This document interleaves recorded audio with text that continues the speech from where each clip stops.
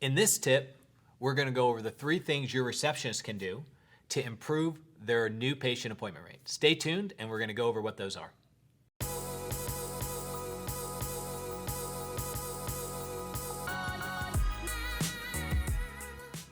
Okay, 3 things that you can do to help your receptionist improve their new patient appointment rate. Believe it or not, tip number 1, get rid of your phone tree.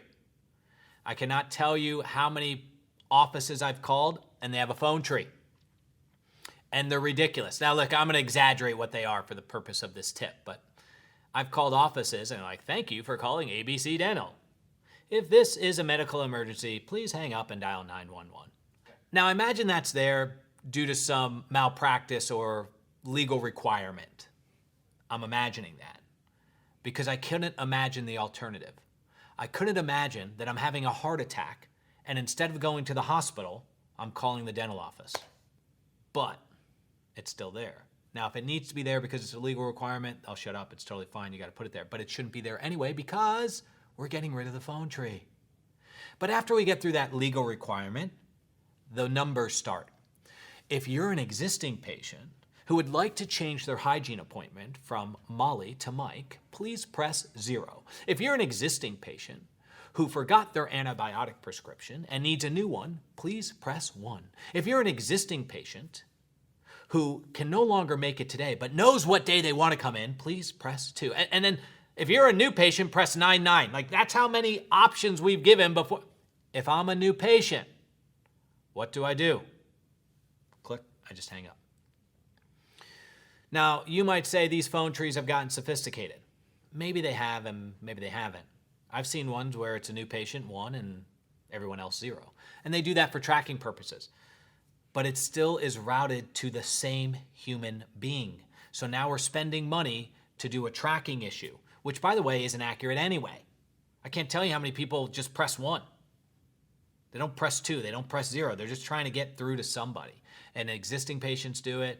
Vendors do it. So it's not an accurate number. So please get rid of the phone tree.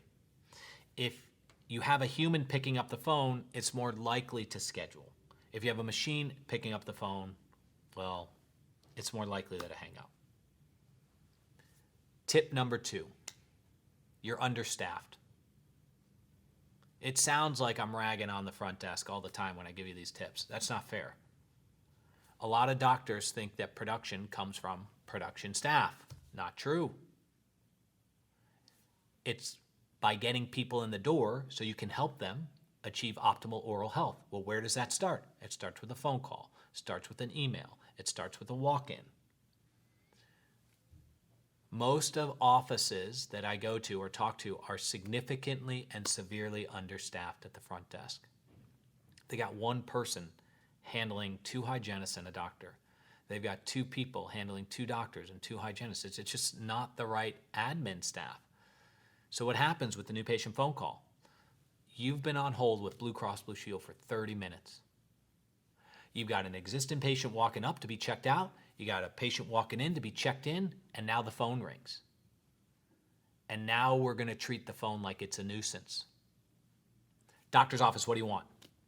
Please hold. And without waiting for a response, I just shove them on hold. If I'm a new patient, what do? Hang up.